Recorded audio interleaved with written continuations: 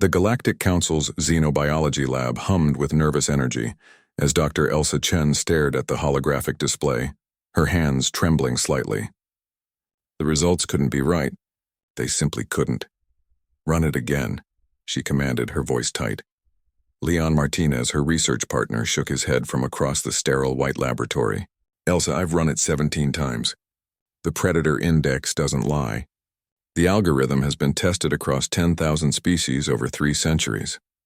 The Predator Index was the Galactic Council's most sophisticated biological analysis tool, designed to categorize species based on their evolutionary predatory traits.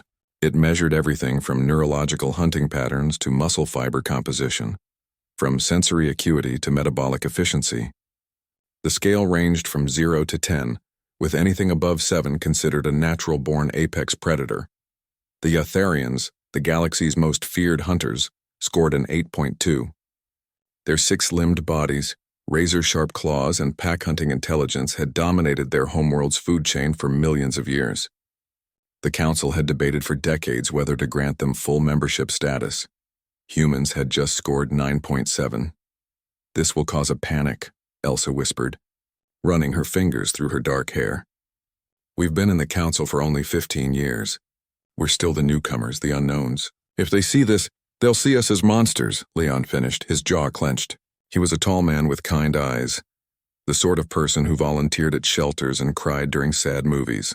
The idea that his DNA marked him as more dangerous than creatures that hunted in packs across frozen death worlds seemed absurd.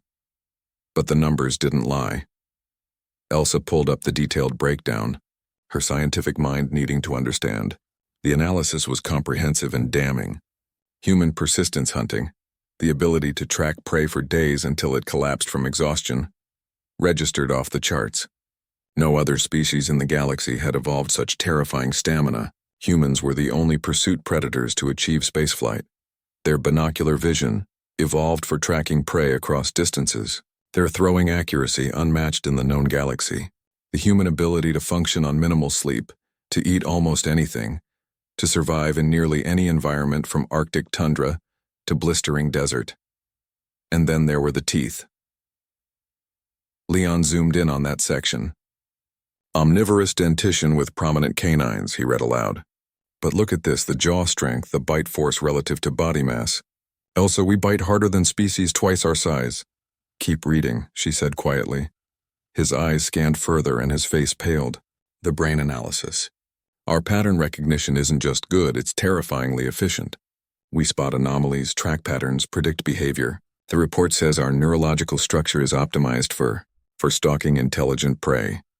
The implications hung heavy in the air. Humanity hadn't just evolved to hunt animals.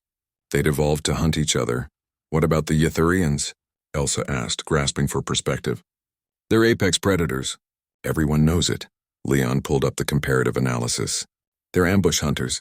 Explosive speed, powerful initial strike, but they tire quickly. They hunt in packs because individually they can't sustain a chase. They evolved on a world with abundant prey that could be overwhelmed quickly." He paused. "Humans evolved on a world where prey was scarce, fast, and smart. We became something that never stops coming." Elsa thought of Earth's history, of the megafauna that had disappeared after humans arrived on every continent. Mammoths, giant sloths, moas. Creatures that had survived millions of years vanished within centuries of human contact. Not because humans were stronger or faster, but because they were relentless. "The endurance section is what really scares me," Leon admitted, pulling up another screen. "Most species can't regulate body temperature while running. Humans can. Most species have to stop to drink. Humans carry water. Most species need rest after exertion. Humans have this thing called a second wind. We're persisters," Elsa murmured.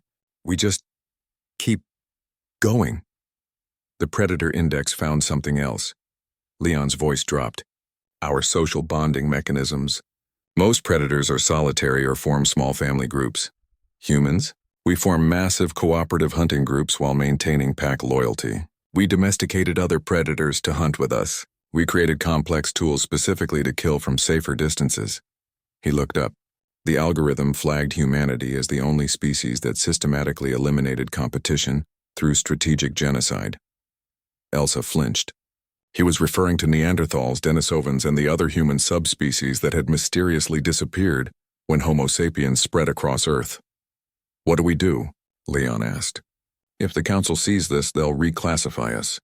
We'll go from promising new species to existential threat overnight. Elsa stared at the data, her mind racing through scenarios.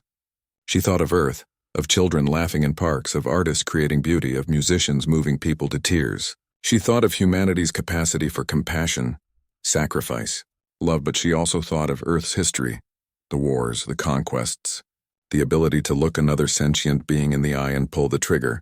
We tell them, she said finally. Leon's eyes widened. What? We tell them the truth. All of it. Elsa straightened, resolution hardening her features. Yes, we're predators. Yes, we're dangerous. But we're also the only species that evolved the ability to choose not to be. She gestured at the data. This shows what we can be. Our history shows what we've overcome to be better. You think they'll understand? I think they need to know that the most dangerous predator in the galaxy is the one that learned to tame itself.